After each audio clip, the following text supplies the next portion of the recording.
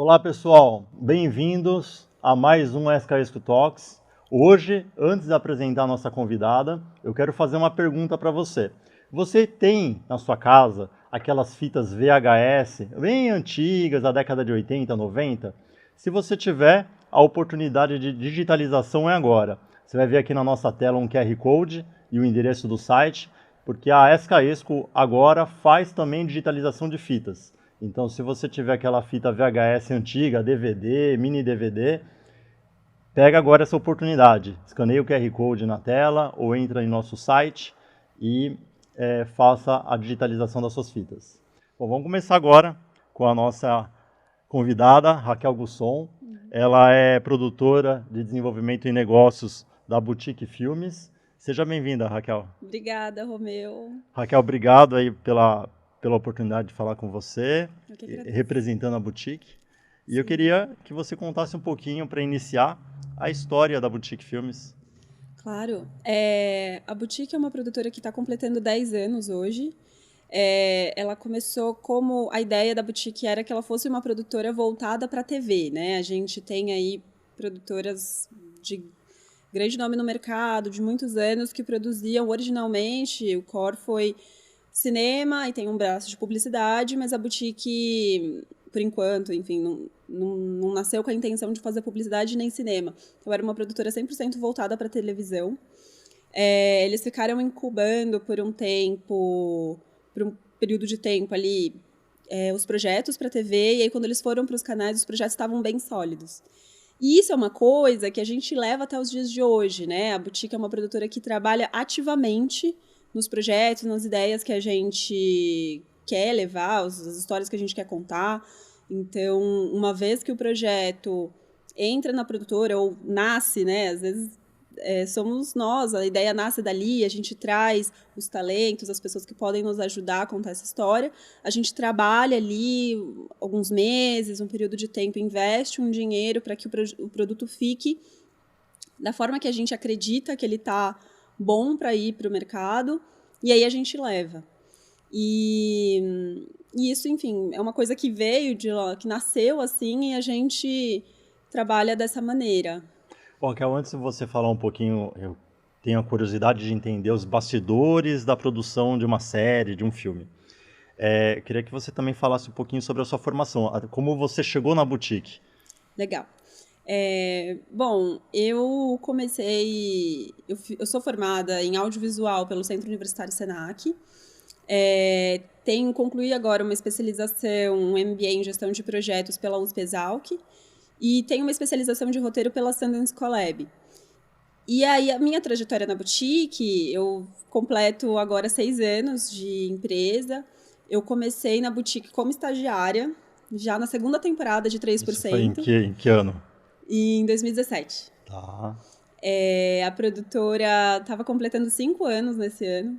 E estava na segunda temporada de 3%, que foi a série que praticamente abriu as portas do Brasil, do mercado audiovisual do Brasil para o mundo, né? 3% produzido totalmente pela Boutique. Sim, é uma série que nasceu na Boutique.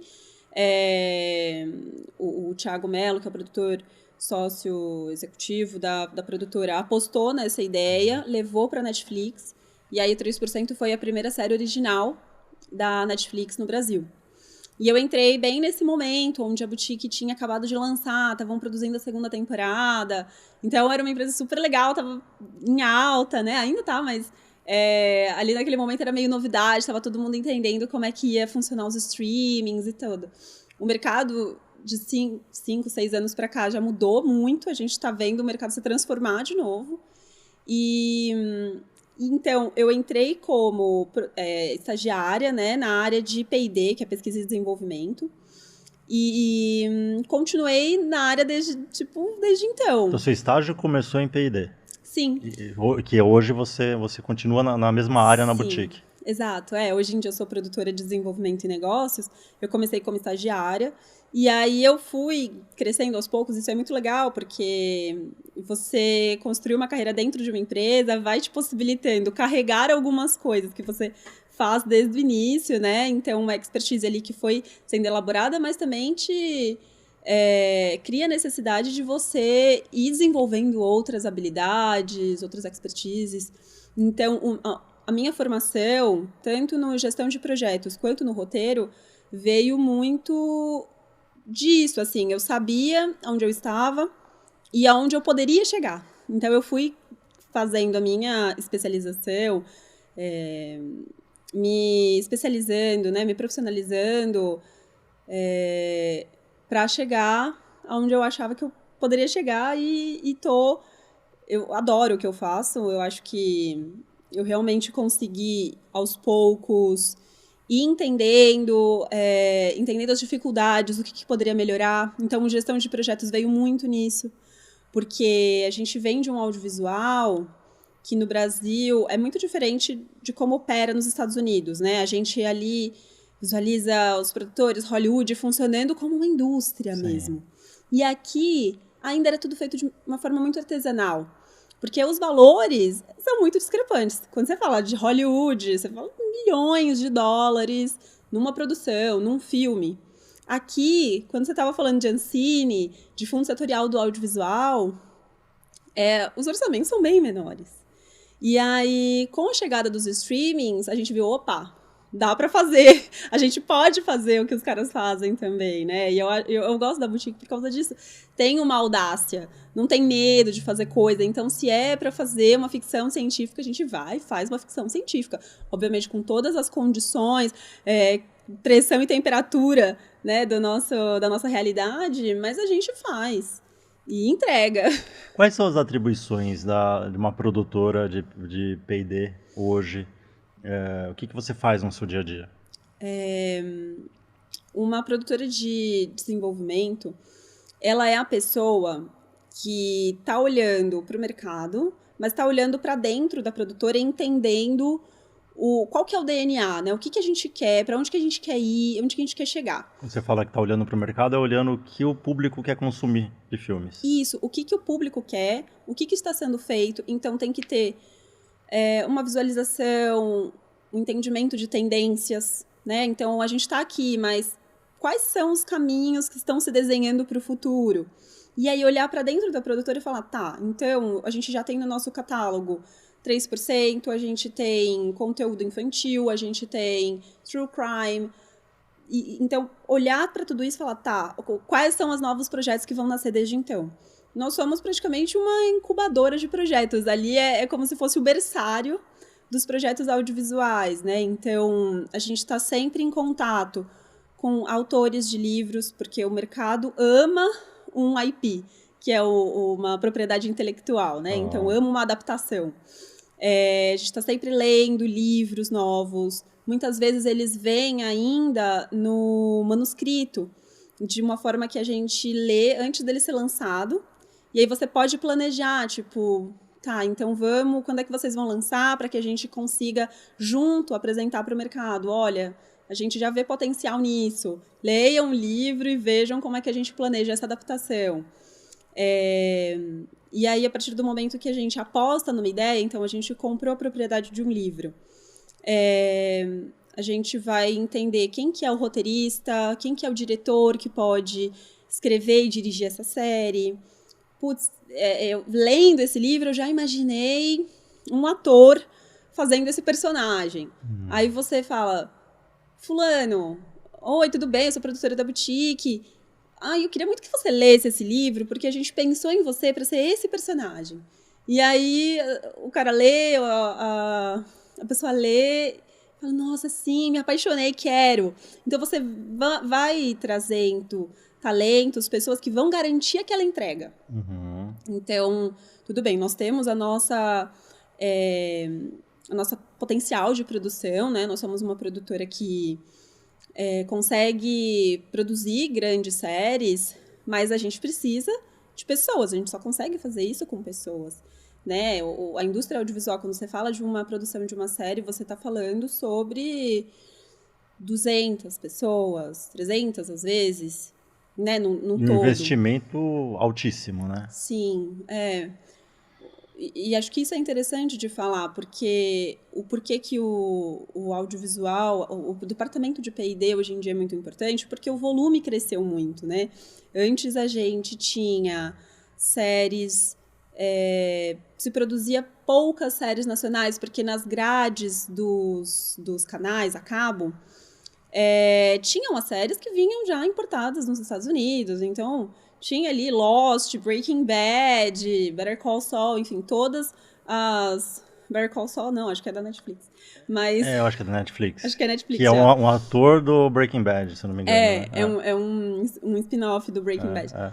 Mas, enfim, você tinha séries lá no canal linear, na programação do canal, e aí você tinha, para cumprir cota, porque a legislação, né, a Ancine tem uma legislação que, para os canais, para a gente conseguir financiar projetos brasileiros, é necessário que os canais exibam conteúdo nacional. Então, eles têm que cumprir uma cota na programação deles de produto nacional. Isso é uma exigência da Ancine. Exato. A Ancine, que é a Agência Nacional do Cinema, né, ela regulamenta essa indústria. Só que ainda não existe, por exemplo, os streamings, ainda não existe uma regulamentação para os streamings.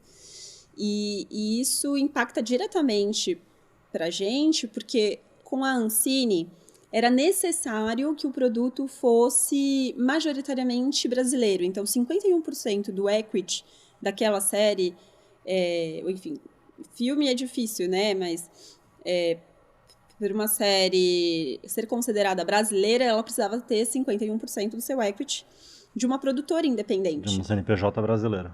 Exatamente. E para os streamings, hoje, a gente incuba todos os nossos bebês, e aí quando a gente leva para Netflix ou para HBO, eles estão operando dessa forma, pode ser que mude, a gente espera que sim. Eles compram, pagam uma quantia que a gente define, mas obviamente os dois lados negociam, uma quantia por aquela propriedade intelectual e um valor para ela ser executada. Então, o criador do livro vai ganhar um valor pelo livro que está sendo adaptado e a produtora vai ser remunerada pela produção daquela série. Só que uma vez que ele foi pro canal, beijo. Você nunca mais vai ver o retorno daquele dinheiro. Se fez muito sucesso, ótimo, trouxe prestígio, porque a gente monetizou a mesma coisa, faturou a mesma coisa do que se fosse uma série flopada. E esse conceito de remuneração aplica-se para todos os streamings? Todos fazem isso? Ou tem algum streaming faz diferente? Em relação a tempo de exibição no streaming, né, o direito que ele tem de exibir, como é que funciona? Então, a gente está vendo agora, nesse momento está acontecendo, assim, ainda é recente, e a Boutique tem um certo pioneirismo nesse lugar, de ser dono das suas séries. Mas, majoritariamente, eles operam dessa forma. Então, por quê, né? Porque a concorrência, cada um abriu um streaming. Antes, a Netflix licenciava de outros canais, então você tinha Friends na Netflix, você tinha Modern Family na Netflix, que hoje em dia são séries, acho que o Modern Family tá na Star Plus, que era Fox, que agora é Disney, e você tem Friends na WBD, que era HBO, que era Warner Bros, que virou HBO, e agora é Warner Bros Discovery. Então, é interessante que cada um ali tenha conteúdos que você só vai assistir se for na Netflix, né? Então, por isso que eles ficam 100% donos por todo o tempo e por todas as mídias. Só que, assim, acho que vale entender se isso é interessante a longo prazo, né? Por que eles vão querer deter todos os direitos por todos os tempos e territórios e mídias? A gente não sabe qual que é o futuro do streaming, né? Eu sei que vocês fizeram a produção do filme do Rota 66, que é uma adaptação, né, posso chamar de adaptação do livro do Caco Barcelos, que inclusive eu acho que foi esse livro e o Caco Barcelos que me inspirou a fazer faculdade de jornalismo. Que legal. Eu queria que você contasse um pouquinho os bastidores dessa produção, como é que funciona também a parte da remuneração da produtora, com a negociação com o streaming, se vai para o cinema, se não vai. Olha, é muito legal falar do Rota 66, porque foi uma das primeiras produções que eu vi acontecer ali na boutique quando eu comecei, lá em 2017. Eu lembro de estar uma mera estagiária sentada, respondendo e-mails, e entra o Caco Barcelos na sala para poder falar com o meu chefe. Eu fiquei assim, nossa, que fantástico, né? O audiovisual tem dessas, assim, é um lugar onde você vê pessoas que você admira por muitos anos, que você cresceu vendo, que você aprendeu a gostar, e de repente você está desenvolvendo um projeto com o cara. Isso é muito legal. O Rota 66, então foi isso, assim, o Gustavo Mello, que é produtor e sócio da boutique, ele também amava o livro, comprou os direitos do Caco, então é um livro que é um clássico, né, do jornalismo, então já mesmo quem não leu sabe, né, se você não leu o livro, você sabe o que é a Rota 66, E aí, a partir desse momento, a gente ficou incubando esse projeto, né? Então, vendo quais eram as possibilidades narrativas daquela história, para onde que podia caminhar. Eu lembro que por um tempo a gente pensou na série, no projeto como um longa-metragem. E aí, beleza, a gente entendeu que tinham muitas outras camadas que poderiam ser melhores exploradas, muitas outras histórias, se fosse para uma série.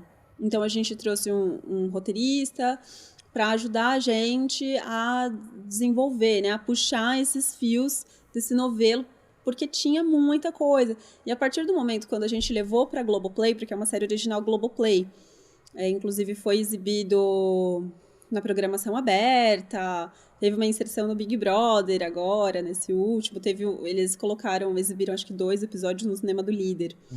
Quando foi o lançamento do Rota 66? O Rota, se eu não me engano, foi lançado em outubro do ano passado. 2022. Isso. Então teve uma divulgação interessante dentro da Globo. Teve. Eles ainda estão trabalhando, né? A Globoplay, ela está trabalhando bastante as marcas originais Globoplay na programação linear. Então, foram exibidos... O que você chama de programação linear? Para quem não entende o termo. O linear é o que é na TV aberta. Tá. É na programação... TV aberta não, mas é onde está na TV por sinal. TV por sinal. É isso. Na TV que está dentro de uma programação ali, né? A programação linear, por isso que tem uma linha. Então, acaba um, começa outro, acaba um, começa outro. Vem um pouco daí. E aí o Rota, acho que também foi exibido 2 episódios na programação da Globo. Acho que depois do Jornal Nacional ou depois do Big Brother. Porque, enfim, você dá uma degustação, né? E fala... Vem pra confira os outros episódios na Globoplay. E aí o processo de desenvolvimento do Rota foi muito legal e foi muito intenso, porque começou a escrita do projeto, de fato, né, uma vez que a gente ficou desenvolvendo por muitos e muitos anos. Aí vendeu para a Globoplay. Trouxeram os talentos, a gente montou sala de roteiro, né, porque não se escreve uma série, são 8 episódios de 45 minutos, muitos e muitos materiais escritos, então você precisa construir uma sala de roteiristas, né? Roteiristas que estão ali, cada um abrindo um episódio, enfim. Cada sala opera de uma forma. Então, uma vez que a gente trouxe os talentos, a gente estava em pandemia. Então, era uma série que demandava muita pesquisa, porque o Caco... Quem for assistir a série vai ver que o Caco, ele ficou por anos e anos e anos e anos investigando como é que funcionava a operação daquela polícia, ligando todos os pontos. É uma investigação jornalística, tipo, muito densa. E a gente precisou revirar todos esses arquivos, conversar com o Caco, conversar com os personagens reais que fizeram aquilo junto com o Caco, porque ele não trabalhou sozinho, né? Obviamente tiveram pessoas que o ajudaram no meio do caminho. Escolher as melhores histórias, né? Fazer uma curadoria dessas histórias, entender quais que nos ajudavam a aprofundar personagem, quais que trariam um ponto de vista original, né, comovente, porque se tratando de uma história real, você precisa ter essa preocupação, né? Quando que você expõe muito um lado, ou quando você... De que forma que você aborda um lado, de que forma você aborda o outro, né? Porque são pessoas reais ali. Sim, sim. Uma produtora, Raquel, ela só desenvolve uma série, um filme, quando já tem onde comercializar. Ah, por exemplo, fecha com a Globoplay, por exemplo. Aí vamos começar a produção. Ou não, ou produz, ou se produz o filme e a série para depois comercializar. Como é que funciona? Olha, majoritariamente você começa a rodar, né? Que a gente, você começa as gravações uma vez que você tem ao menos 70, 80% dessa série financiada, desse projeto, desse filme financiado. Há outras formas onde é feito de formas diferentes mesmo, onde um produtor tem uma ideia, ele tem um diretor. Documentário, às vezes, você abre câmera, você vai gravar, porque às vezes é uma história que está acontecendo, por exemplo. A gente lançou recentemente também na Globoplay a série da Flor de Lis, onde, se você não fosse muito rápido, você ia perder o timing daquele negócio. Então, tá, vamos entrar no risco, vamos começar a gravar. Então, mas que não demande um puta de um set de filmagem, uma super produção, muitos atores, etc., porque o risco é muito alto, né? Se você não garantir que aquele produto vai ficar excelente, você vai conseguir um canal, ou você vai conseguir uma distribuidora em caso de filme, quem que vai pagar essa conta, né? Sim. O produtor pode ir lá, a gente pode ir no banco, pedir um empréstimo, produzir uma série de 20 milhões de reais e morrer na praia, né? Então o risco é muito alto, porque os valores para se produzir são muito altos. Hoje as gravações de séries que vocês fazem, tudo bem, tem muita cena, acredito eu, né, que faz na rua, faz externa, tudo. Mas vocês têm um estúdio próprio, vocês alocam um estúdio, onde que ficam essas gravações normalmente, quando são gravações, eu não sei como que vocês chamam, mas como se fosse o Projac, sabe? Você tem que montar um cenário. Em estúdio mesmo. É estúdio, mas aí fica em São Paulo, fica onde? Olha, é isso, assim, agora tem se produzido muito em estúdio, né? Porque quando você grava na rua, quando você faz externa, você não tem muito plano B, né? Então a gente coloca... É lindo, assim, na verdade, a produção audiovisual é muito linda, porque é uma complexidade. Você acha, vamos filmar, é só fazer uma ceninha. Cara, você tem que ver se... Quando você vai pra rua, você tem que pedir autorização, porque você não pode simplesmente sair gravando na rua. Então você tem que parar, às vezes tem que parar trânsito, tem que parar calçada. Para você colocar uma faixa amarela, aquela que 2 cones proibia a passagem, Prefeitura, você precisa... autorização da prefeitura. Sim, geralmente, cada cidade, cada município tem uma que a gente chama de Film Commission, que é uma organização que gerencia isso e geralmente fomenta. Porque é interessante que você vá na cidade dela gravar. Mas isso é uma instituição privada ou Não, vinculada é da prefeitura da mesmo. prefeitura? Tá. A gente tem, na cidade de São Paulo, a SPCine, que é uma organização da prefeitura, né? Faz parte da Secretaria de Cultura. É um braço do cinema, do audiovisual na Secretaria de Cultura, onde você tem, inclusive, edital financiando projetos, e aí você precisa de que os talentos principais, geralmente roteirista, diretor e a produtora, sejam paulistas. Você tem... Então, para você fazer uma gravação na cidade de São Paulo, tem uma exigência da prefeitura para que os... É só para financiar. Então, para você financiar. captar recursos. Público, a ideia público. porque você fomenta o audiovisual daquela cidade e ali você gera renda, porque você, uma vez que você está rodando um filme ou uma série, você tem que contratar o catering, você tem que pagar alimentação para aquelas pessoas, pagar transporte, você loca equipamentos, então você gera economia. Né? O dinheiro não vai só para a produtora, ele vai para toda uma rede de fornecedores, prestadores de serviço que são daquela cidade. Então é interessante que se fomente a indústria local para também trazer retorno. Né? Então tem várias cidades que têm vamos dizer assim, um órgão específico, provavelmente dentro da Secretaria de Cultura, para investir em filmes para trazer aqueles filmes, aquela produção para a cidade para gravar lá. Porque aí são os, como que chama? Não são os atores, os figurinistas. Os figurantes? Figurantes, né? Você tem os figurantes da cidade, normalmente vai ser da cidade, você promove a cidade. Então, tem um financiamento em muitas cidades da prefeitura para esses filmes, para essas produções. Sim, temos algumas, principalmente em cidades maiores, né? Porque você vai, enfim, cidades muito pequenas, provavelmente o orçamento não comporta. Mas cidades um pouco maiores, como São Paulo, Rio de Janeiro, se eu não me engano, Belo Horizonte... Parece que Paulínia tem um polo cinematográfico. Tem um polo cinematográfico. Vocês usam lá ou não? Sim, tem... Nós, acho que a gente nunca usou em nenhuma produção nossa, porque a ideia é que quando você vá para Paulínia, você fique lá, você more lá. Então, quando você leva uma produção, sendo de uma série que geralmente leva no mínimo, vai levar 8 semanas, ou 12 semanas, você tem que ficar morando 3 meses lá, né? Porque você monta o estúdio, a ideia é que você fique por ali, por aquela região. Então, você vai ter, voltando à sua pergunta de como é que a gente funciona a produção, se é dentro, se é fora.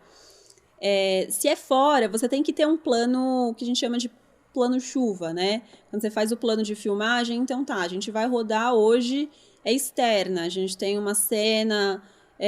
andando na calçada, a gente tem uma cena, o cara saindo de um bar, uma briga em frente do bar, e uma cena de um date pelo Oscar Freire, enfim, que eles estão passeando pela rua e acontece uma coisa lá. Você tem que ter todo um mecanismo para que aquelas coisas aconteçam. Mara, dentro do tempo, né? Porque são 12 horas. Se você extrapolar, você tem que pagar. Então, você tem que fazer tudo daquele tempo, com todas as autorizações para você estar rodando naquele lugar, naquele espaço, por aquele período. E se chover? Aí você tem que ter o plano chuva. Então, beleza. Se não der pra gente filmar essa cena, a gente tem que pegar todo mundo, entrar na van, entrar no caminhão e ir para o estúdio, porque a gente tem lá um cenário montado para fazer a cena do episódio tal. Só que isso, assim, né? Porque tempo é dinheiro. Então, se você não tá rodando, você tá gastando dinheiro. É queimando dinheiro mesmo. É tempo de pessoas, é equipamento locado. Então... E a gente não trabalha com uma margem muito grande para essas coisas acontecerem, porque...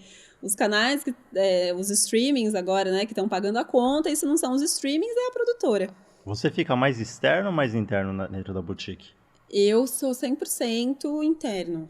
Assim, eu vou pro set de filmagem, geralmente, para ver como é que ficou a série que a gente escreveu. Entendi. Porque o meu trabalho começa nessa incubadora de bebês, e aí a gente vai alimentando esses bebês até... virarem um roteiro pronto, ou 8 roteiros de uma série pronto. Sim. E aí, uma vez que eles ficaram prontos, a gente passa para a produção executiva, vem a produtora executiva, vem a diretora de arte, vem o diretor de fotografia e o diretor. Então tá bom, a gente tem essa série sobre, igual Mila no Multiverso, uma menina... que a mãe é uma cientista que se perdeu pelos multiversos. Isso é Mila no Multiverso? Mila no Multiverso. A gente estreou agora na Disney Plus, em janeiro. É uma série de sci-fi infantil. E, de fato, vai para um outro universo. Vai para um multiverso alquímico, onde a mãe da Mila, que é a Malu Mader, ela é uma cientista, fez um experimento e ela está sendo caçada pelos operadores que querem acabar com todos os multiversos só porque o deles é o universo certo, só o deles é o ideal, então eles querem acabar com os outros multiversos. E aí só a mãe da Mila consegue ter acesso a esses outros universos. E aí a Mila, que é uma menina de 14 anos, precisa entrar nessa aventura para salvar a mãe. E aí ela vai descobrir um universo novo. Então, assim, você tem que levantar um cenário do zero, você tem que inventar onde que é, quais são as regras daquele universo. Então, é muita coisa. E aí a gente escreve isso, né, na nossa sala de roteiro. Escreve falas, diálogos, como é que seria, como é que opera, só que aí chega um diretor de fotografia, chega o figurinista, a diretora de arte e vai dar cor, vai dar vida, vai dar forma, luz, som para aquilo que está escrito. Então, o meu trabalho vai até aqui e aí, a partir daqui começa a produção executiva, de fato, que vai executar aquilo que está escrito. Vocês acabam levando algum filme para Cannes, para esses festivais, para comercializar nesses festivais? Então, a Boutique não tem muito essa... não tem muito esse braço porque não somos uma produtora que veio da TV, né? Tá. Então, as nossas produções eram voltadas para a TV. A gente tem 3 International Emmys, fomos indicados 3 vezes. Bacana. Com 2 séries diferentes. A gente está agora começando a desenvolver longas-metragens. Tá. Então, nós compramos algumas adaptações de livros. Uma delas, que já foi até, acho que anunciada, é O Mistério dos 5 Estrelas, que é da coleção Vagalume, do Marcos Rey. É uma série, um mistériozinho, né, a ser desvendado. E a gente está agora desenvolvendo, a gente comprou os direitos, enfim, de diversos outros livros, e a gente está desenvolvendo vários outros projetos que vão virar filmes. E aí a gente, eventualmente, tem uma pretensão de chegar nessas premiações, mas eu acho que, na verdade, a gente quer contar histórias que conectem com o público, sabe? Que emocionem, que façam as pessoas chorarem, vibrarem, rirem, que levem as pessoas ao cinema, ou que se está em casa assistindo, tenha uma boa experiência ao assistir aquele conteúdo. Eu acho que ir para uma premiação é muito a consequência do resultado que foi aquele trabalho, né? Se você fez um trabalho bem executado, que conecta com o público, eventualmente ele vai receber as premiações necessárias, né? Qual que é o próximo lançamento que você pode divulgar da Boutique? Então, eu não posso falar o nome ainda, porque eu acho que vai ser anunciado em breve, mas nós temos uma série de ação muito legal com um ator fantástico, global, que é um querido, assim, pelo público, que vai ser lançado na Amazon Prime em breve. Acho que agora está prevista para o segundo semestre de 2023, se eu não me engano. O gênero, ação? É de ação. De ação. E qual que é o catálogo hoje, as produções, a quantidade de produções da Boutique? A Boutique, acho que já está acumulando mais de 50 projetos no catálogo de 10 anos para cá. Isso é o quê? Ficção, não ficção? De tudo. A gente tem projetos infantis, projetos de ficção serializadas, temos reality shows, né? Nós fomos uma produtora que fizemos muito reality show no início, agora a gente está dando uma diversificada em outros projetos. Documentários, True Crime a gente bombou com um, que é o caso da Elise Matsunaga, né? O Era Uma Vez um Crime, que foi para Netflix. A gente lançou recentemente a série da Flor de Lis na Globoplay. Uma série de documentário também sobre a história de Jesus, os caminhos de Jesus, que está na Globoplay, que foi um especial para o Natal, muito lindo.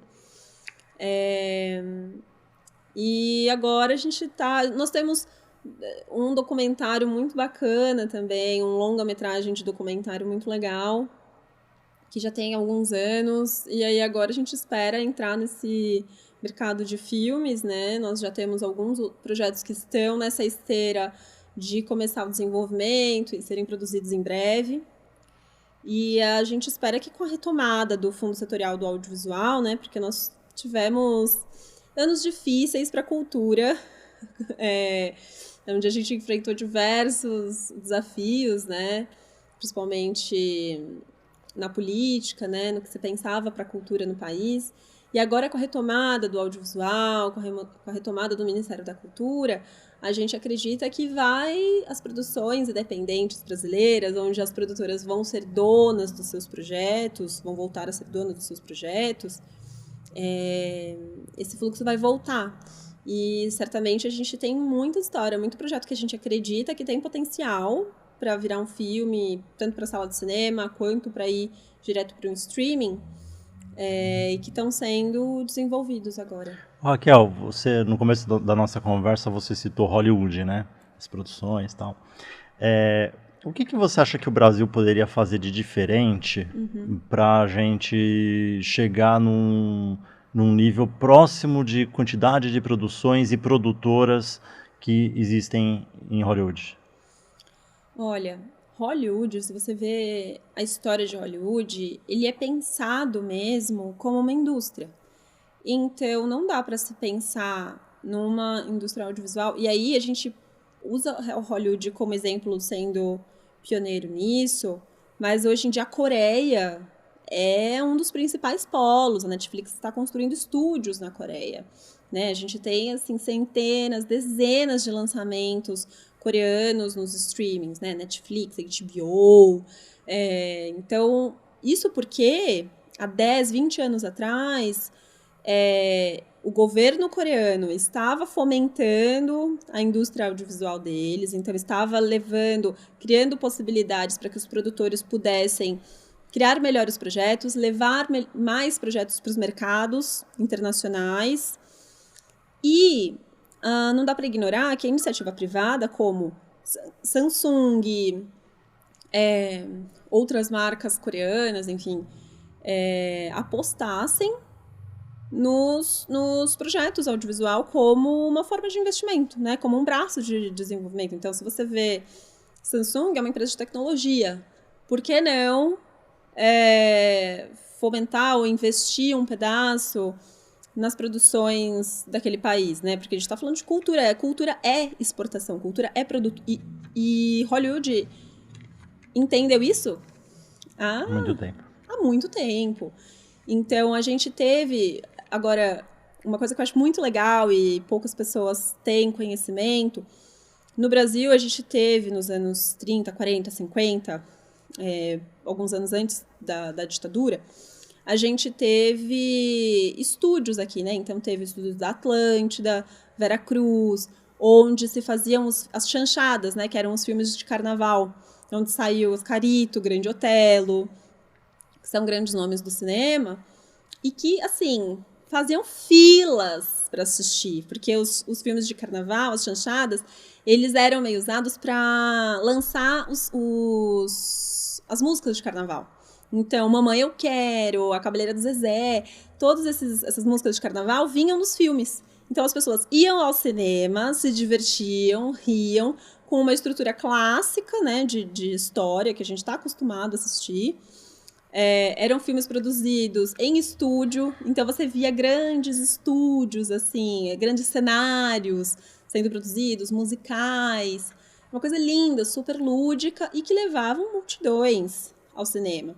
Porque a gente estava ali vendo a nossa cultura, né? A gente via samba, a gente via a nossa essência ali nas telas, né? Então, eu acho que, sim, investimento, tanto público quanto privado, apostar que nós podemos e somos capazes de produzir séries e filmes que rodam o mundo,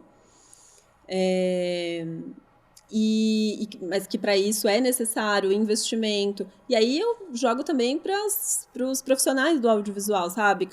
Capacitação, né? Entender que a gente ainda tem muito um caminho muito grande a se trilhar, né? Então, se capacitar sempre, estar sempre olhando para o mercado, como é que a gente pode melhorar, como é que a gente consegue melhorar os nossos roteiros, os nossos, né, as nossas atuações. Mas, de fato, não esquecer que é interessante que o mundo veja quem nós somos, né? Então, vamos exportar o que a gente tem daqui, olhar para a nossa cultura, olhar para as periferias. Então, trazer funk, trazer samba, trazer pagode, trazer o que é nosso, de essência, de raiz, para as telas. Porque a gente leva as multidões para o cinema, né? O nosso público brasileiro, de fato, para os cinemas. E aí, quando for exportar, os caras, nossa, que linda, legal, é assim. Nossa, olha essa música, fiquei emocionado com essa história. Cidade de Deus fez isso, né? De alguma forma. Sim. A Fernanda Montenegro concorreu ao Oscar, né, na época. Com Central do Brasil. Central do Brasil. Central do Brasil. Mas o Cidade de Deus rodou o mundo, né? É uma grande referência também. Eu faz, acho que um ano, mais ou menos, eu fui para um hotel, fazenda, em Taubaté, e é o Hotel Fazenda Mazzaropi. Ah, que legal. E assim, eu já tinha ouvido falar do Mazzaropi, mas eu nunca tinha escutado da história dele. Quando você vê o que ele fez pelo cinema brasileiro, é uma coisa extraordinária. Ele levava milhões e milhões de pessoas ao cinema. E assim... E era alguém da família dele? Era alguma coisa assim ou não? O quê? Esse Hotel Fazenda, do Mazzaropi? Então, era dele, porque o que aconteceu? Ele começou no circo, tudo, e aí ele começou a fazer, depois o circo foi pro cinema, para fazer umas produções, e começou a ganhar um pouco de dinheiro, e ele falou, bom, eu preciso comprar um espaço para gravar. E aí ele comprou um terreno lá em Taubaté, não era uma fazenda, acho que era uma fazenda ou um sítio, assim, um terreno bem grande. E aí ele começou a fazer as gravações lá. Todas as gravações dele, ele fazia, de vários filmes, ele fazia lá. E aí ele falou, bom, tá dando certo, tô ganhando dinheiro, tudo. Agora eu vou começar a montar um hotel aqui, porque tem bastante espaço. E aí ele começou a montar um hotel. O cara super empreendedor. E na raça, sozinho, sabe? Sem a ajuda do governo, ele conseguiu levar milhões de pessoas para os cinemas e fazer, agora eu não lembro a quantidade de filmes, mas um catálogo imenso assim, de filmes, sabe? Todo ano tinha uma produção praticamente. Que legal. Não, e se você falar com os nossos avós, os nossos pais, assim, eles lembram muito do Mazzaropi, né? Sim. Isso tá no imaginário mesmo. Isso é muito legal, porque de fato você, para ter um imaginário coletivo de gerações passadas, tem que ter feito sucesso, né? Sim. Eles têm que ter ido ao cinema, têm que ter ouvido, falado sobre. Ô Raquel, voltando um pouquinho, indo para a nossa parte final lá, né, do bate-papo, para o seu MBA, né, que você fez de gestão de projetos. Queria entender o que você defendeu ali no seu TCC, como é que foi a experiência. Então, eu comecei o MBA de gestão de projetos na pandemia, porque, enfim, eu senti a necessidade de me aprimorar, não tinha nada para fazer, não dava para sair de noite, então eu falei, vou começar uma graduação, fazer um novo estudo ali.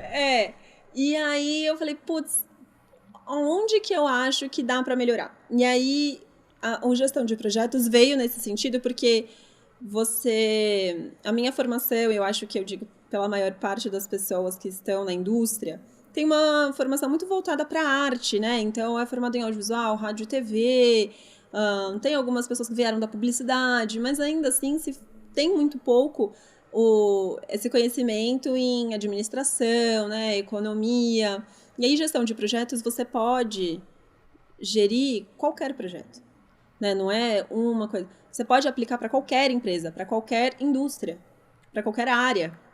Eu achei isso muito fantástico. Eu falei, nossa, como é que... né? E aí o que eu via, né? As produtoras precisando cada vez mais de mais pessoas, só que não sabia exatamente como aproveitar essas pessoas, como criar processos, Então, a gestão de projetos conseguiu fazer com que eu tivesse um overview muito maior do que é gerenciar uma empresa. E aí, dentro dessa empresa, como é que os projetos entram, para quais departamentos eles passam, dentro desses departamentos, quais pessoas, o que elas fazem.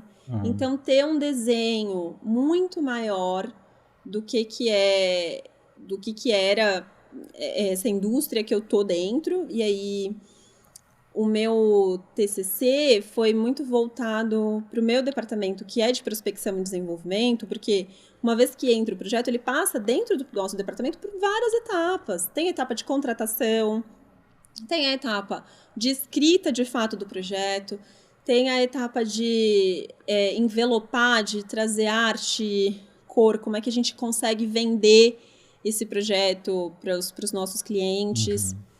E uma vez que os clientes querem comprar, a gente tem que fazer aquela negociação, tem que trazer os talentos, tem que escrever. Então, são muitas etapas. E aí, a gente tem um pipeline na nossa carteira de projetos muito grande. Então, e a gente está sempre recebendo projetos. A gente foi agora para o Rio to See, que foi um evento de cultura, entretenimento, tipo o maior evento de entretenimento da América Latina. A gente recebeu vários projetos, tanto das rodadas de negócio, quanto diretamente dos roteiristas que a gente conversava. E aí, como é que você faz? Como é que você gere essa carteira de projetos? Quais são as tomadas de decisão? Quais são os critérios que você usa para tomar a decisão de, então, esse projeto vale a pena eu investir dentro de uma pilha de projetos que entram? E aí, uma vez que você tem esse pipeline, desenvolveu, não deu, não vendeu. E acontece, não vende às vezes. Você tem que saber quando descartar. Ah, então a gente apresentou para fulano, tem isso, tem aquilo, tem essa e essa dificuldade. Tchau. Tomada de decisão, eu percebi que isso melhora a nossa tomada de decisão, porque, de novo, tempo é dinheiro. Então, se você fica tentando por muito tempo num projeto que não vai, você está perdendo a oportunidade de pegar um projeto que talvez pudesse ir. Sim. Então, eu fiz isso, o meu TCC foi gerenciamento de portfólio. Uma vez que você olha para o portfólio, como é que você gerencia ele, né? Quais que você vai para frente, quais que você descarta. Legal. E para finalizar, qual que é a dor hoje da Boutique Filmes? Olha, eu não sei se só da Boutique Filmes, eu acho que talvez eu esteja falando por outras produtoras também. Mercado. Pelo mercado, de ser dono das suas próprias obras. Porque a gente precisa voltar a ter autonomia tanto artística, né? Porque uma vez que você está entrando com dinheiro, você tem poder de decisão de falar, não, acho que eu aposto que aquele diretor funciona mais. Ou eu acho que esse direcionamento, essa embocadura, esse ponto de vista faz mais sentido para esse projeto.